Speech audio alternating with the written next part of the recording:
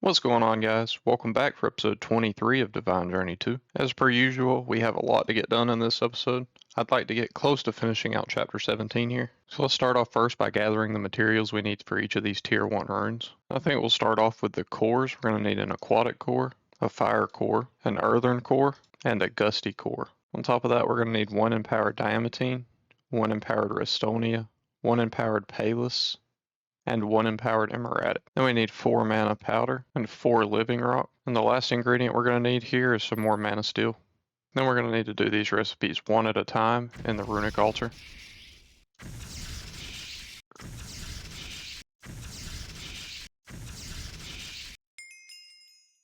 Next, we're going to want to work our way over to this bound blade. To do that, we're first going to need to get a mana steel sword. Then we'll throw each of our runes into the Hellfire Forge to get a binding reagent. And with these, we're going to throw down our alchemy array, hit it with the mana steel sword, and then a binding reagent. And after it goes through this transformation, it's going to give us the bound blade. Then we can shift right click with this thing to activate it. While it's activated, it is going to draw LP from our soul network though. And we should be able to automate this thing by putting it into a mechanical user. So let's try this out. Let's turn this thing back on. It is hitting them. But I think the problem here is that it's not actually able to kill any of these things before the plate kills them. So let's try giving this powered spawner a melodic capacitor and giving some speed upgrades to this mechanical user. Now we're at least getting a little bit of weak blood shards. And it appears while this thing is in the mechanical user, it's also not draining our life essence. So let's give these things a drawer. The reason we needed these weak blood shards is to make the large bloodstone tiles, which is used to make our altar a tier 4. But we're also going to need some of these hybrid abyssalium ingots, which we haven't made yet, but these should be pretty simple. We first need to process some of these dreaded chunks of abyssalnite through the smelting factory. That'll give us abyssalnite ingots, and then we can run those through the alloy smelter with some dreadium ingots and some dreaded chunks of abyssalnite to get the hybrid abyssalium ingots. And now we should be able to craft 5 large bloodstone tiles. And we could use those in tandem with some more stone bricks and some more runes, which I've already crafted into capacity and self-sacrifice to get up to the tier 4 blood altar, which also now has a capacity of 40,000 LP. So now if we go ahead and turn off the extract on this item conduit going to this drawer system, since our buffers aren't full, we can throw 1 holy stone in here, and it's going to use up almost the entire capacity of the altar, but we'll get a demonic slate. And once we get 4 of these, it should complete the quest. And the next quest we're going to need to complete is for the Master Blood Orb, which requires 60,000 LP, and we only have a capacity of 40,000, so we are going to have to sacrifice somewhere in the middle. And we did almost run out of life essence in here, but here's our Master Blood Orb. And now that we have the Master Blood Orb, we have access to tier 4 essences, reagents, and catalysts. So let's fill out the final side of this room.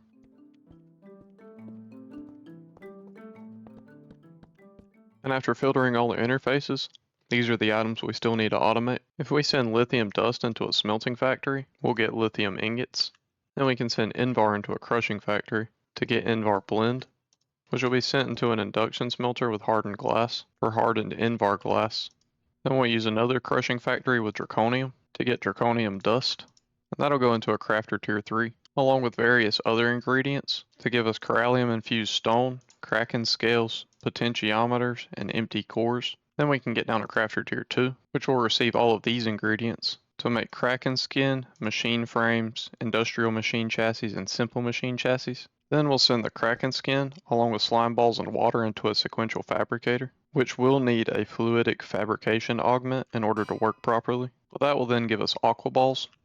Then we'll use a potion brewer for our splash potions of strength. And we'll need to send water, netherwort blaze powder, redstone gunpowder, and glass bottles into this thing. And we'll have those potions output to an adjacent drawer. And the last 2 items on our list are iron and tin crystals, which are going to come from Mechanism 5X ore processing. And this setup can get a little complicated, so I'm going to start by encoding recipes for all the machines that we're going to need, and then I'll explain it from there. Alright, so I have all the recipes encoded, so let's start requesting stuff. We're going to need 2 chemical crystallizers, 2 chemical washers, 2 chemical dissolution chambers, 2 chemical infusers, at least 1 chemical oxidizer, but we may have to add more, an electrolytic separator, a rotary condensator, an ME interface, and an unending bowl. Alright, so I have a little area dug out here in the wall, and there's two ways you can typically go about building this. You can go from start to finish, or finish to start. And what I mean by that is you can either go with the chemical crystallizer first and try to work your way backwards, or you can start at the very beginning with the inputs and work your way forward. Typically, I find going from finish to start is a little bit easier, but since I'm trying to make this as compact as possible, we're going to go from start to finish. So to start off with, we're just going to get down our two items that everything's going to input from. And I guess we'll also need a power cell for all of the power needs. Then we'll set up our conduit channels to extract from each of these. Then we'll have that water insert into an electrolytic separator, which is going to give us two gases, hydrogen and oxygen. The hydrogen we're going to want to void, and the oxygen will buffer in a gas tank. Then we'll stock sulfur in the ME interface, and we'll send that into our chemical oxidizer. And that's going to give us sulfur dioxide, which we're going to send into a chemical infuser along with the oxygen. And actually we're going to want this chemical infuser placed backwards. That way we can pull this sulfur trioxide it's making out the back. And we'll send that into another chemical infuser. And to go along with this, we're going to need water vapor on this side. And you know what? I think we can actually move this over one block so that we can have the water vapor being made in this rotary condensator. So that water vapor is getting automatically output into this chemical infuser with the sulfur trioxide to give us sulfuric acid. And we will also buffer that in a gas tank and then send it into two chemical dissolution chambers, which also need to be flipped around backwards. Then we'll stock iron ore and tin ore, and then filter one into each of the chemical dissolution chambers. And let's actually raise this top chemical dissolution chamber up a block. Then we can have them output into two chemical washers. That is not the right thing. Along with water that has to input from the top of each one. And that's going to give us the clean slurries, which needs to go into our two chemical crystallizers. And that'll give us our iron crystals and our tin crystals. And we'll have those output to drawers on top of each one. Then the last thing to do is to connect it up with some frame trim to a drawer controller with a storage bus. And actually I'm going to put the storage bus on the bottom of this thing. And that now completes the automation for all of the tier 4 essences and catalyst. So now all that's left to do is to come into each one and craft a little bit up to get the intensive catalyst, Potentia, Reductus, Presidium, and Tenebrae. And that brings us to a point where we're going through a lot of these tier 1s and 2 essences, and there's still things like aerogel and lily pads that we need to automate. So let's get into a little bit of mystical agriculture. First, we're going to need to craft up about a stack of base crafting seeds. So instead, let's go ahead and get 9 ice seeds crafting up. We can also get 9 wood seeds. And it looks like we have another problem. The Inferium infusion crystal, which is needed in order to get the tier 2 seeds, is gated behind Terra Steel. So we're going to have to get a good bit further into Botania to be able to get that. So instead, we're going to hold off on these seeds for a little bit longer and see how much more we can progress through the quest book. So next up, let's see how many crafts of these tier 4 reagents we can do. So for the elasticity reagent, we need green slime blocks, silk, and blood infused leather.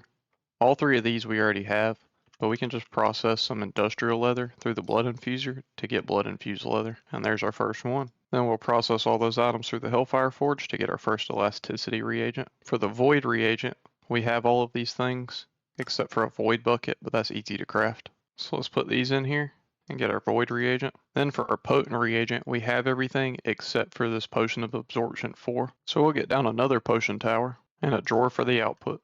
And then we can craft our potent reagent. And that just leaves a suppression reagent, which means we're going to need to automate Dew of the Void and Vapor of Levity, both of which are done in the vat. But they're going to require some prerequisite automations first, one of which is going to require this Enderman spawner, and the other one's going to require a Shulker spawner. And we'll put one of the setups here, and then the other one can go down over here. And both of them are going to be set to capture mode with a soul binder on top. Then we'll set the soul binder to pull from the bottom and push to an adjacent storage drawer. Then we'll limited item filter soul vials into the back of the powered spawners, and filter vibrant crystals into the soul binders. Then we'll bring over liquid XP in the fluid interface, and filter that into the soul binders as well. And that'll begin to output us prescient crystals, ender crystals, and soul vials. So we can have the crystals filter into the drawers. Actually, instead of filtering soul vials in, we should be able to do a push-pull and just have the same 2 soul vials cycle back and forth. So let's test this out. If we throw 2 in here, once that gets made, it'll get pushed into here, and that'll work. It's going to give you your soul vial, and then push it back into here, and yep, it's just going to keep repeating that loop. That way we don't have to worry about piping the soul vials back into the ME system. And after that, we'll get down 2 sag mills and send the crystals in from the back, and that'll give us grains of prescience and grains of the N. Then we need a total of 3 vats, and we already have 1, so let's request 2 more. And we'll also need to request 3 fluid tanks. Actually, we only need 2 of these. Then we'll put down all 3 of the vats in this wall here, with fluid tanks attached to the top 2. And actually, after looking at it, this nutrient distillation is used for some later recipes, so we might as well buffer that one as well. Then we'll send water into the bottom vat, along with skeleton skulls and netherwort, and that'll give us nutrient distillation, which we'll put into the adjacent tank, and then send it into the second vat, along with grains of causality and grains of the N, and that'll give us dew of the void, which will also get pushed into an adjacent tank, and that'll get pulled out and inserted into the last vat, along with grains of causality and grains of prescience, and that one will give us vapor of levity. At which point we'll filter buckets into the top 2 tanks, which will give us vapor of levity buckets and dew of the void buckets. And now we're finally able to craft our suppression reagent. And that completes what we're going to do in the middle of this chapter for now. Now I want to work down this way and kind of do a little bit of exploration since we have this quest unlocked once we do these pieces. So we're going to need 8 wildwood chunks, 5 mana glass, 4 blocks of mana diamonds, 4 blocks of mana steel, and 4 mana weave cloths. That'll allow us to craft our 14 wildwood blocks in the advanced crafting table. Then when we light this portal, it'll take us to the Apalachia, and it looks like we conveniently spawned right on top of 2 dungeons. So let's see, can we make our way inside this guy? Looks like the entrance is here. As per usual in these biomes, or I guess dimensions, we have a ton of mobs. Let's start breaking these spawners. Now the quest book does say that we need to find buttons, and this looks like our first one here, which gives us an Apalachia key fragment. And once we collect 8 of these, we can make that Apalachia door key. Oh, and we get some essences and some empty cores. That's pretty nice. The loot in these dungeons is starting to get good. And there's our second button right over here. Frost reagents, reinforced slate. All pretty solid loot. Let's see, what's up here on the second floor? More rooms filled with mobs, huh? Advanced crafting table, we might need another one of those. Can I pick these up? Oh yes, these things are still aggravating to craft. Oh, button number 3. My inventory is starting to get full here. I feel like I need a whole separate backpack just for exploration. Well, I can at the very least toss some of this stuff. Button number 4. So at this point I'm kind of just assuming there's 1 button in each room. I've got those 2 rooms over there already. I haven't got either one of these, so let's see if we can find... Wait, yeah, I did get that one. And there's button number 5. Well, that should be the whole bottom floor. Is there 4 rooms up top? There is, okay. Oh, I can spot it down there. Button number 6. Oh, there's button number 7. That one's really hidden. That's a reads button. Oh, there's a little secret room up here. I wasn't stuck in the cobweb. Hello there, Mr. Shark. And there's button number 8. So let's slash home real quick to empty our inventory and craft the Apalachia door key. Alright, let's head upstairs and see what the boss has in store for us. Oh, you get to keep the key. Oh, Twilight Demon. Is he just not going to do anything? It doesn't look like it. Oh, now he's attacking. And giving us nausea, but too late for that. And he dropped us an Apalachia boss door key, which I'm assuming we use here. And we get a chest with some effulgent spikes of the Apalachia and a magical core. And then our beacon, which is what we need to craft the regular beacons. And we're going to need these for the tier 5 altar caps. So back home, the next quest wants us to make this effulgent Appalachian spike crown, which is used for the next quest where we need to craft the altar of Shoggoth. And okay, the altar of Shoggoth top and bottom. And then we also need to head back to the Apalachia because we need a second one of these hearts from the bosses. But at least this time we already have the keys. Well, we got our second heart. Let's go ahead and head up top and grab our second beacon while we're here. So in order to craft these two parts, we're going to need 6 hybrid abyssalium blocks. But it looks like we are out of hybrid abyssalium, so let's make some more real quick. Easy. Now we should be able to get our last 2.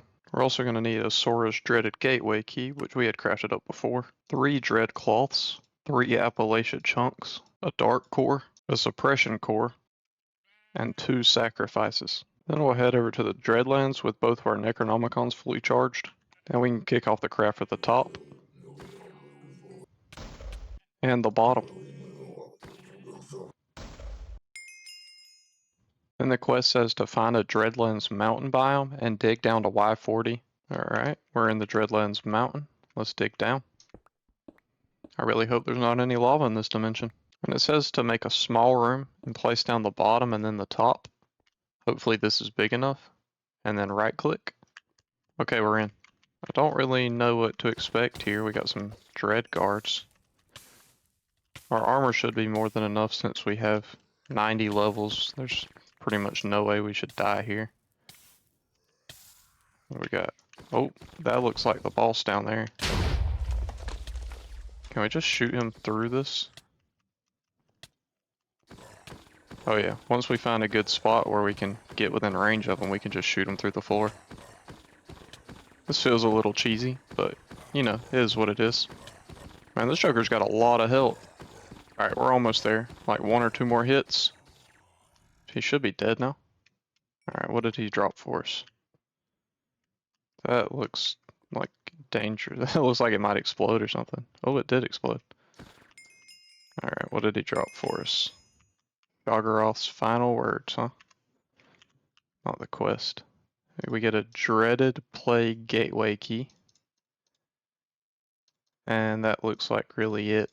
We got a scroll too, but yeah, that's not used for any crafts or anything.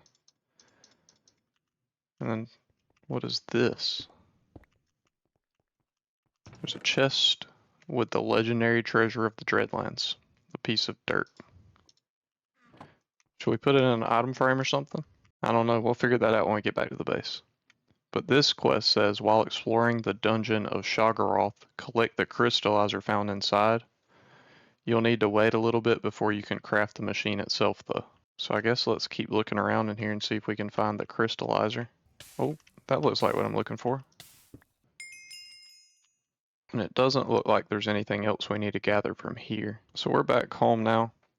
And this Dread Plagued Gateway key needs a few other ingredients in order to make Shoggoth's Realian Gateway key. We need a crystallized mana cluster, which is going to come from either runes of mana or blocks of mana diamond in the crystallizer.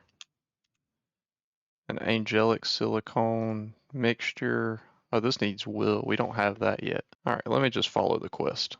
So next up is to make some of these crystallized clusters. And I really hope we don't have to go back to that dimension because I just realized that I did not place a marker on it. But we can get our crystallizer down. And then inside we're going to need to give it some kind of fuel source and then blocks of coal first. That'll give us crystallized carbon clusters. Then we can give it some blocks of blaze mesh, which will give us crystallized blaze. And we can craft those down into the crystallized blaze clusters. Then we'll give it a block of gold for a crystallized gold cluster. And the last one we need is a crystallized abyssal night cluster, which is going to come from this block of abyssal night. And the next step is to get our lava crystal, but we're going to need 1 more rune of fire. And this quest here actually gives us 2 fire cores, so we don't have to craft those again. So let's kick off this craft. And now we can craft our lava crystal. Then we're going to process this lava crystal through the blood altar to get the weak activation crystal. But we need 100,000 LP. So hopefully our sacrifices will be enough to keep up with this thing. But I did bring some milk buckets just in case. So let's kick this thing off. Oh, there we go. I was getting ready to sacrifice again. I just drank another milk bucket. But we got our weak activation crystal. So it looks like the next step is to upgrade our activation crystal. And in order to do that, we're going to need to summon some lightning. And the quest recommends using a Scepter of Thunder or a Weather Obelisk. So let's go ahead and encode the recipe for a Weather Obelisk and request one of those. Well, that was pretty quick. But here's what I'm wondering. I kind of just did this for the quest for the time being. I wonder if we can use this Serenade Striker that shoots lightning. I don't think it'll work, but we're going to give it a go because this thing's pretty cheap and easy to use. Now we need to set out into the world to try to find an environmental accumulator. I swear you see these things everywhere when you're not looking for them. But when we finally are, they're nowhere to be found. But the quest does also say you can drop a dark stick into the world and follow its lead. Is that its lead? It jumped over like one block. Okay, I guess we head in this direction then. All right, we've traveled a little ways. Let's try it again. Did that? I don't know. I can't tell if that's doing what it's supposed to do or not. Well, let's keep flying this direction, I guess. Maybe it points in the direction? If it points, then it's saying to go this way. Oh, well, there's one. I don't know if this thing was really leading me to it, but just by trying to follow it, it got me close. Like, look, it's pointing in a different direction. All right, well, let's see what we can do with this thing. So I did just throw one of these weather containers on this, and now it's recharging.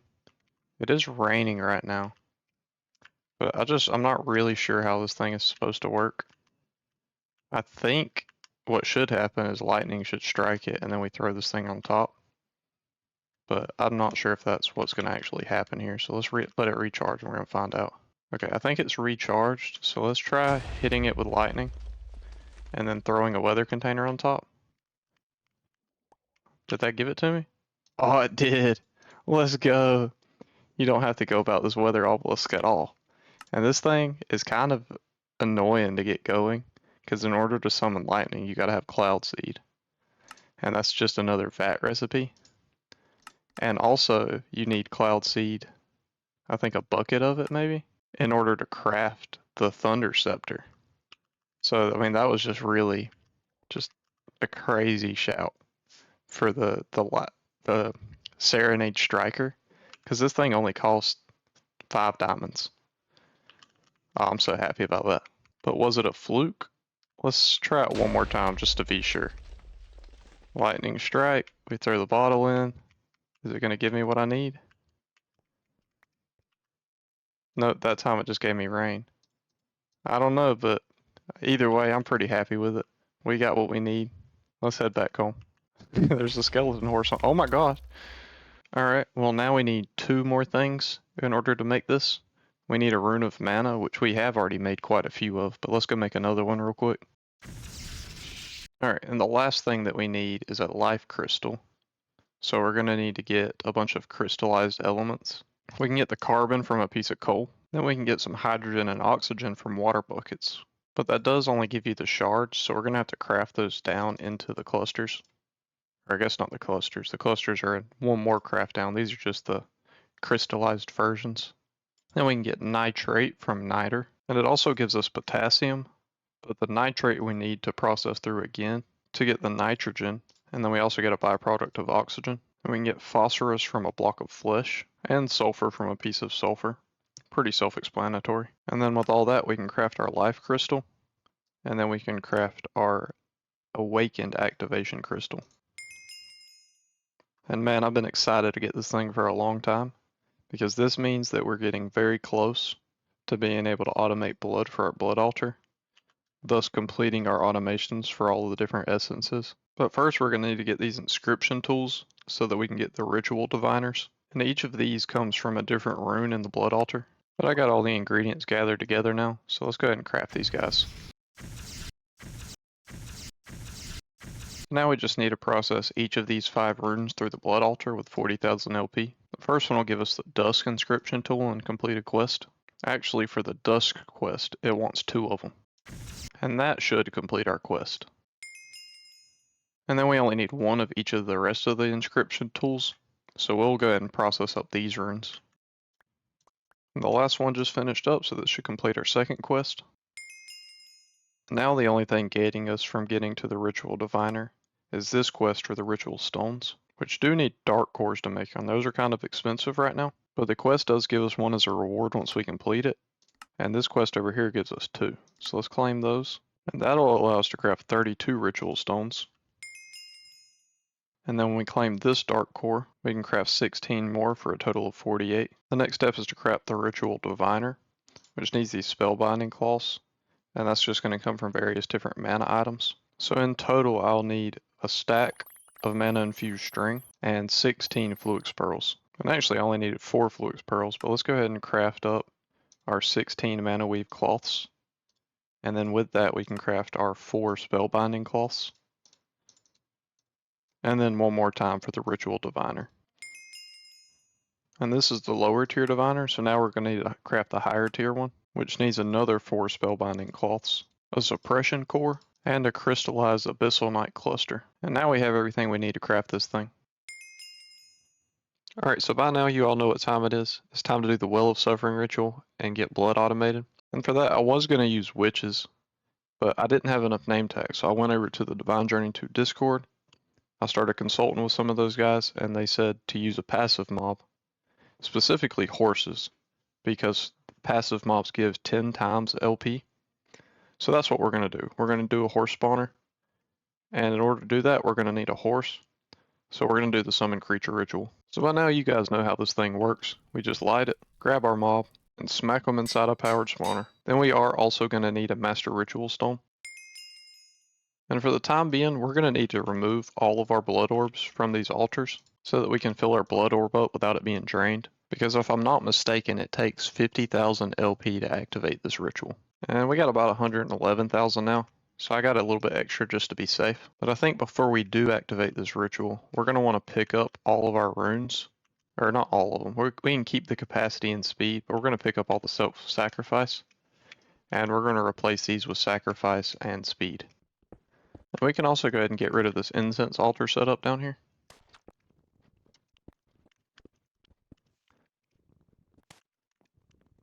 And in order to change these runes back to blank runes, we can just toss them in some water. And I made a mistake. I didn't check the recipe for the sacrifice runes, but they actually need imbued slate, not reinforced slate, and that's all I had crafted up. So for right now, we're just going to be stuck with a tier 4 altar with a bunch of blank runes. But hopefully this setup should be good enough that it's not going to matter. So in order to set this ritual up, I've come down 7 blocks. It can be anywhere within a 10 block range of the altar. And then we're going to need to get into our Ritual Diviner and shift right click until we get to Well of Suffering. At this point, when we hover over the Master Ritual Stone, it's going to show us where all the runes are going to need to be placed. But the nice thing is if we just hold right click, it'll fill it out for us. But first we're going to need to remove this corner here. And now we should be able to just crank this thing and it's going to fill all the ritual stones out for us. So after having checked the range of this powered spawner, I think I want to move this down a little bit so that the mobs fall out of range and they'll get killed like this, but if some of them will be kind of standing here and they'll still be in range of it, so they'll prevent it from spawning more. And I want as many as possible falling in here. So I've taken the time to go ahead and move this thing down 3 blocks. And this I think is going to work out a lot better. So I went ahead and replaced the floor down here with this default basalt texture. I think that'll look really cool through the glass. And it really cleans the area up a lot. We are going to have to come through here and replace the walls as well at some point. But for right now, I think this is going to work out really well. And this setup's really starting to look clean now. And I think the only things left to do are to give this powered spawner a capacitor and power as well. And I don't know if they're going to be able to spawn on top of here, but if we just kind of run a little bit of basalt up here for now, they shouldn't be able to. Okay, and we just got our first spawn of horses. So let's try to activate this ritual. Oh, now they are. And is our blood altar filling up? Yeah, it's filling up, but pretty slowly right now. And we're getting a decent amount of LP drain, but nothing crazy. And with a blood orb in the altar, we are net positive on LP, so we should be good. But one thing that I hadn't considered is the mob drops. For that, I think we can just get down a ranged collector, and we'll have that output into an inner chest on brown, brown, brown, and it'll output into this drawer system here where we're farming cows. So now that we have LP automated, and we're net passive, we can put all of our blood orbs back in. But we gotta be careful because these things do cause a massive drain. And if we drop below, we're gonna get nausea, and our ritual will stop working. And right now our blood altar is staying full, so we can definitely add some more speed runes to this. So let's start off by just replacing one of these sides. Let's do this quick as well. I don't want my blood altar being a low tier for very long. Life essence is definitely filling up a little bit quicker, but I think we could get away with one more side. Oh yeah, that's going real fast now. About 1 to 2,000 a second, but the blood is draining. So that means it's time to make some runes of sacrifice. And to do that, we're going to need imbued slate. So we're going to need to fill these buffers first. But thankfully, with this automated now, we should just be able to sit here and monitor our LP and make sure it's not going down too much, and let the slates craft themselves. And I think it'd also be a good idea at this point to get a sound muffler down and increase the range on that so we can't hear them stupid horses. And now I have enough imbued slate to do at least one side of the bottom. And we may as well go ahead and replace this capacity rune while we're here. Alright, let's swap our blood orb back in here. Okay, we're going to have to take all this holy stone out of here. And then we can swap our blood orb back in here. Let's see how that does. Well, it's staying full again, and giving us about 1.5 to 2,500 LP a second. So let's go ahead and replace this last side with speed as well. And that sped it up quite a bit more. We're probably getting about 3,000 LP a second now. So now I think I want to try to craft up 5 more of these master blood orbs. Well, there's 1, 2, 3, 4, 5. Because we need these for the tier 4 essences in the alchemy tables. And at this point, in order to upgrade this setup anymore, we would need to go to a tier 5 blood altar, which we do actually have the ability to do right now. These blocks in the corners are, it's kind of hard to see because you have to be facing the altar. But these blocks in the corners are beacons, and we can craft those now since we've unlocked Botania and mana diamonds. But I think we'll save that till the next episode. So for now, I think we'll end the episode here. I really hope you enjoyed it, and if you did, make sure to drop down and leave a like, comment, and subscribe, and I'll catch you in the next one. Goodbye.